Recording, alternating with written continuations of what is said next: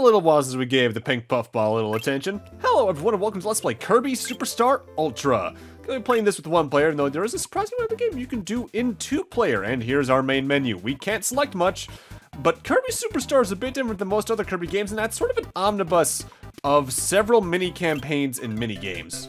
For instance, Spring Breeze. All the food in peaceful Dreamland's been stolen. This must be the work of King Dedede. There's trouble in Dreamland.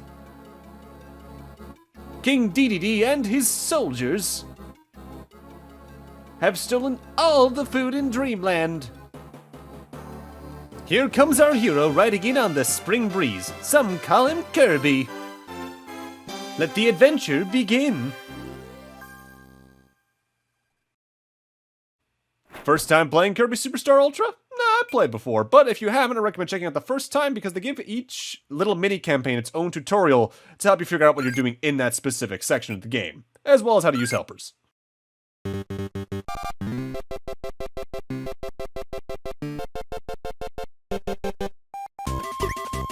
that probably all looked a little familiar, right? Well, the thing is about Spring Breeze, it's a somewhat abridged remake of the original Kirby's Dreamland on Game Boy.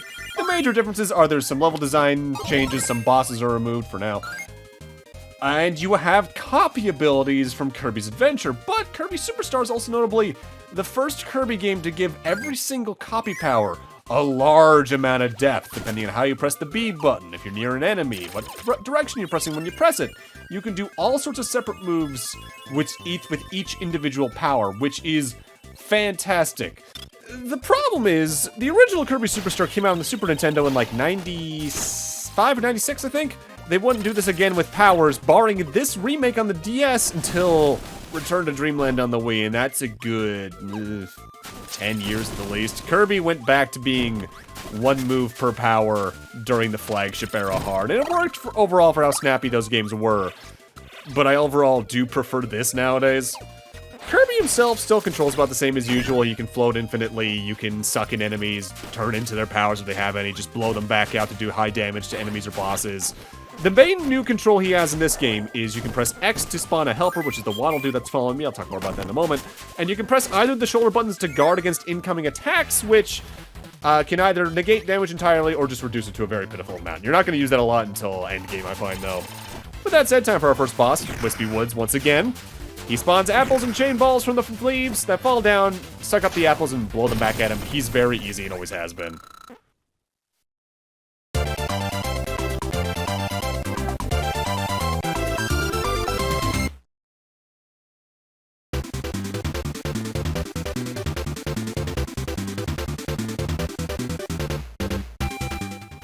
Weird thing, by the way, I forget if this is in Ultra or if it's only in the original game. On the first playthrough of Spring Breeze on a save file, bosses natively have less health than they're supposed to. I think they only have like 65% of the health they're supposed to have. Not that it really matters because Spring Breeze, no matter what you do, is going to be short. We do this entire mode, this part, as well as the next mode, because it is a very abridged Kirby's Dreamland. Part of the reason it's abridged so much is because of the copy abilities, admittedly. But there's also a straight-up level removed. The Castle Lolo stage is completely missing. And the Castle Dedede stage is shortened down to 2 rooms, which is a little weird. But it's meant to just sort of be an intro romp, so it's not too annoying or even that important, really. Although, if memory serves, there was also an interview sometime when I was in college, like 2018, I think, where Sakurai revealed that Spring Breeze wasn't originally going to have copy abilities at all, just to make it that much closer to the original game. Ultimately, I prefer them being here, though, because I like copy abilities for Kirby. With that said, time for the second boss. This is Lolo and La. They push blocks left and right and spawn out of the random 6 holes around you. That's about it. If you want an easy version of this fight, inhale the crash enemy, the little bomb-looking guy right before this room, because you can use it and kill them instantly. The most annoying thing about this fight is trying to track them down in case you're on the opposite end of the room. And sometimes the platforms here are a little weird because I think the moment you step on the thin layers, you just fall through. They're technically considered background elements. Ultimately, though, not a lot to write home about. Just like in the original game. They're best known for me being in their own game series because I love Adventures of Lolo. Float Island's not a lot to write home about.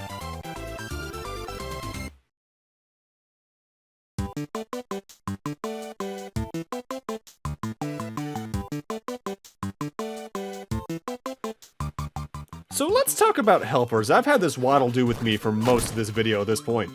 Helpers you spawn by pressing the X button when you have a power, and the helpers are meant to sort of represent the two-player aspect the game has, because you can play the game with a second player outright on the Super Nintendo, and you can do it, I think, through either a separate cartridge or DS download play here on the DS.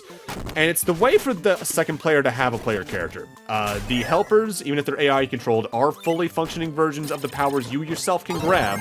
So the Waddle Do there is the same as the beam ability I can get. It can even charge the attacks. With that said, they tend to just use the starting attacks, or maybe one or two variants each. They're still good to have around just because it helps pile on the damage for boss fights. The main reason I like to use them, though, is because there's certain boss fights that try to home in on you, and they like to home in on partners instead if there's one right next to you. So having them for a meat shield's pretty good. With that said, when they run out of HP, they're not instantly dead. They start running around exploding a little bit until they finally death-wise explode. But if they touch an enemy that has a copy ability during that explosion phase, they do turn into it and will survive. Additionally, while a helper is out, you can press the X button to throw the hat you currently have on, and if that hat touches the helper, they turn into that other copy ability and are saved from demise. Additionally, in case you don't have a copy ability and you want your helper buddy to be your copy ability period, you can't inhale them, but you can press the X button again to kind of put out a weird little gas cloud of sorts that can kill your partner instantly and turn them into a hat for you to gain their copy ability back. Helpers are mostly going to come into play when it comes to like super usefulness during the Great Cave Offensive mini-campaign, if only because there's certain puzzles in that they really want you to have two players for, which is a little weird compared to the rest of the game, but oh well. Oh, also, certain parts of Spring Breeze now have mini-bosses like Frosty or Bonkers here.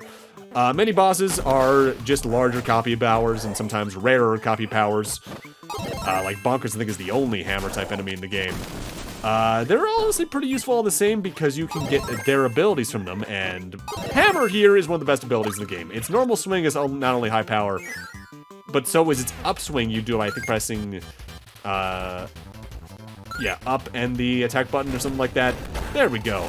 That does absurd damage to a lot of boss fights.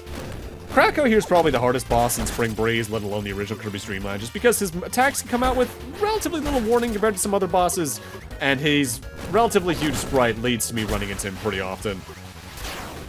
Thankfully, since I have copy abilities, I don't have to rely on him spawning the Waddle Doos to actually damage him, unlike the original game.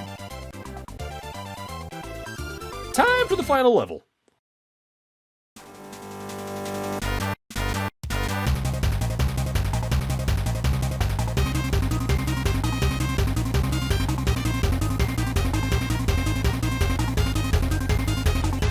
I love DDD's battle theme. Notably, they did remove the boss rush from this stage from the original game. It is just you and DDD this time around. And DDD himself basically fights like Kirby plus Hammer. He can suck you in, he can hit you in with a giant hammer swing, he can do a little dive bomb attack, and he can do a big jump. But you can also hit him in the face with a hammer repeatedly.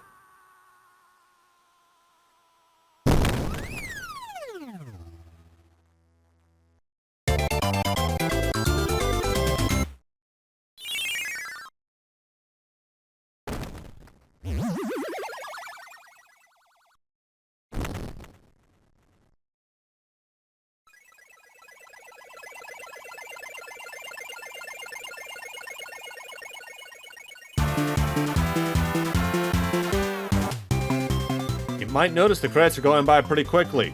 That's because we are far from done. Each little subsection of the game has its own credit sequence and cutscenes, and I really like them. The 3D animations they do for them here in Superstar Ultra are really good and honestly have a lot more personality than some of the cutscenes in the original Super Nintendo game did. Spring Breeze, though, it's cute, it's straightforward, it's a Kirby's Dreamland remake by and large. It's meant to kind of whet your taste and get you used to the controls, and it does its job well for that. But I basically prefer every other mode in the game more, if only because there's more going on.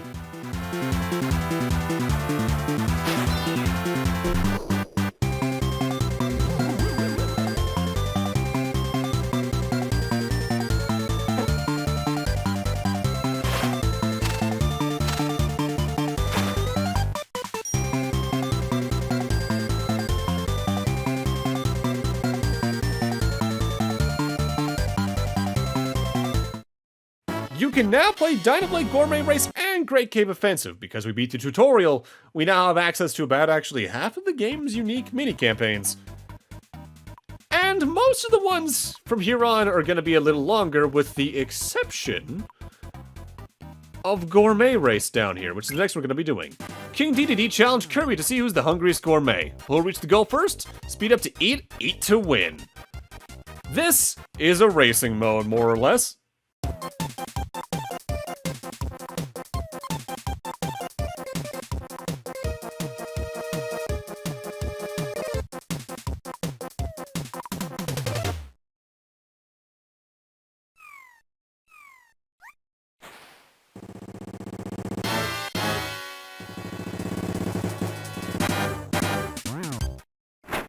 No, it is not my first time playing Gourmet Race. So, Gourmet Race is 3 mini-levels that are all about racing DDD to the finish while collecting as much food as you can. Each piece of food you grab increases your score on the bottom screen by 1, except for Maximum Tomatoes, which increase it by 3. At the end of the stage, if you beat DDD at the race, you're also given 30 extra points, so it's just get as much as you can on the way to the goals you can. With that said, Kirby does control a little differently in Gourmet Race. He's much faster on the ground than he normally is in this minigame. In fact, I think on the ground he's faster than DDD, period. But because, I guess, of him popping up to get up to the top of the mountain to begin with, his jumping and airspeed is noticeably nerfed, and DDD will outspeed you there, no problem. So try to stay on the ground as much as you can, and if you have to, prioritize just staying on the ground rather than trying to grab any extra food, because those 30 points you get for placing first are going to be probably more important than the 1 or 2 pieces of food you will grab by jumping. Also notably, you do not get copy abilities in any of these races except for the 3rd one, and that's actually the first of several times in the game. You're going to see what's known as copy essences, which are little enemy statues on platforms that sort of are precursors to the trophies from Smash Brothers. The moment you touch one, you get turned into that power. I believe, in particular, you can nab, I want to say it's Jet, Parasol, Ninja, Wing, and Wheel. I would recommend Jet or Wheel the most because I think they have the most versatility when it comes to either your vertical or horizontal speed. Parasol here, the one I accidentally grabbed, arguably the worst one for this. The big thing to note about this last stage, I believe, by the way, is not only are you faster in the water than DDD still, but he can only go horizontally through 2 or 3 tile-high gaps. So in the case there's a star block in the way, just clear a 1 gap, a 1 tile gap and slide through it or walk under it, and just take some extra time to get ahead of him. He can surprise you with his speed, but even with the score I've gotten thus far, I think him winning is basically impossible. I'm just racing to win at this point. This is also the origin of arguably the most famous Kirby song outside of Green Greens. To the point where I think out of every Kirby song, it has the most remixes, barring maybe the main motif of Green Greens itself. And it's really good.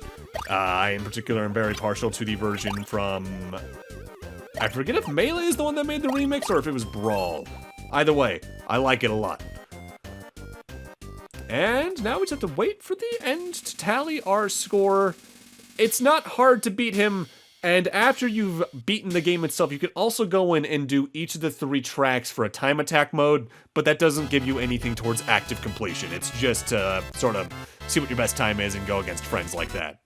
But with that, I'm going to end this off here. Thank you guys for watching, and in part 2, we're going to go tackle Dynablade. See you guys then.